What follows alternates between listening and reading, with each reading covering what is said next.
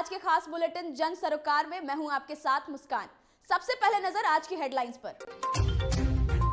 4th year graduation programme IGNOU में लागू, जनवरी 2024 से सेशन स्टार्ट।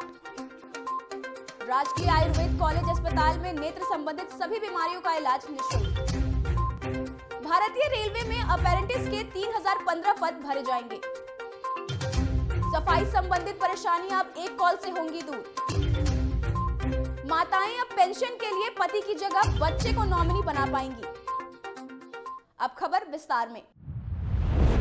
इग्नू ने नई शिक्षा नीति के तहत 4 वर्षीय स्नातक कार्यक्रम FYUP को लॉन्च कर दिया है। पहले फेज में नए वर्ष में 19 प्रोग्राम को लॉन्च किया गया है। यूनिवर्सिटी के एकेडमिक काउंसिल से इसकी स्वीकृति मिल चुकी है। विवि मुख्यालय की ओर से प्लानिंग एंड डेवलपमेंट डिवीजन के द्वारा नए वर्ष में इसकी आधिकारिक सूचना जारी कर दी गई है। स्नातक के आर्ट्स, साइंस व कॉमर्स संकायों समेत कुल 19 स्नातक कार्यक्रम में फिलहाल FYUP फ्रेमवर्क को लागू करने की घोषणा की गई है।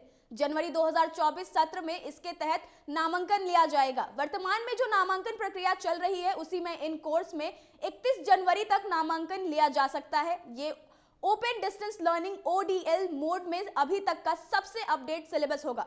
FYP फ्रेमवर्क के तहत multidisciplinary and major category को लागू किया जाएगा। राजकीय आयुर्वेदिक कॉलेज अस्पताल में मोतियाबिंद समेत नेत्र से जुड़ी सभी गंभीर बीमारियों के इलाज को निःशुल्क कर दिया गया है। राज्य के 5 सरकारी मेडिकल कॉलेज अस्पताल के अलावा राजेंद्र नगर आई हॉस्पिटल में मोतियाबिंद की सर्जरी की सुविधा अब राजकीय आयुर्वेदिक अस्पताल में भी उपलब्ध है। यहाँ सिर्फ मोतियाबिंद ही नहीं बल्कि ग्लूकोमा, डायबिटिक रेटिनोपैथी का इलाज भी आयुर्वेद की क्लासिकल विधि और मॉडर्न तकनीक से करने की व्यवस्था की गई है। मरीज को सिर्फ लेंस या फिर कोई अन्य सामग्री की जरूरत पड़ने पर खर्च देना पड़ता है। मोतियाबिंद की सर्जरी में 1500 से 2000 रुपए खर्च होते हैं। वहीं किसी प्राइवेट में इसका खर्च 15000 से 20000 रुपए है। आयुर्वेदिक कॉलेज अस्पताल के नेत्र विभाग के OPD में प्रतिदिन 70 से 100 मरीज आते हैं। नेत्र विभाग के इंडोर में हर वक्त 17-18 मरीज भर्ती रहते हैं। अस्पताल के वरीय नेत्र रोग विशेषज्ञ डॉक्टर अजय सिंह का कहना है कि आंख की इन बीमारियों के अलावा यहाँ टेरेजियम, नखुना, पलक का मुड़ जाना, काली पुतली फट जाना, सफेद पुतली में ट्यूमर, पुतली में सूजन, आंख में ड्राइनेस, आंख से पानी गिरने की शिकायत, आंख लालीपन या फिर अन्य इन्फेक्शन आदि का भी आयुर्वेद के क्लासिकल पद्धति से इलाज की निःशुल्क व्यवस्था है।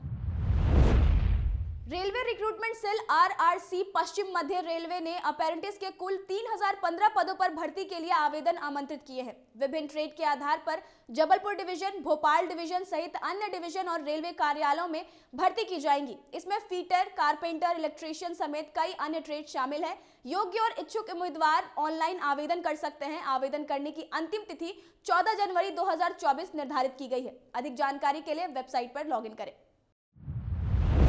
नगर निगम का कंट्रोल रूम बनकर तैयार हो गया है। यहां सफाई से संबंधित सभी समस्याओं को एक कॉल या डिजिटल कंप्लेन पर निपटारा होगा। नगर आयुक्त अनिमेश कुमार पराशर ने कहा कि इस सप्ताह इसका उद्घाटन होगा और इसी के साथ ये फंक्शनल हो जाएगा।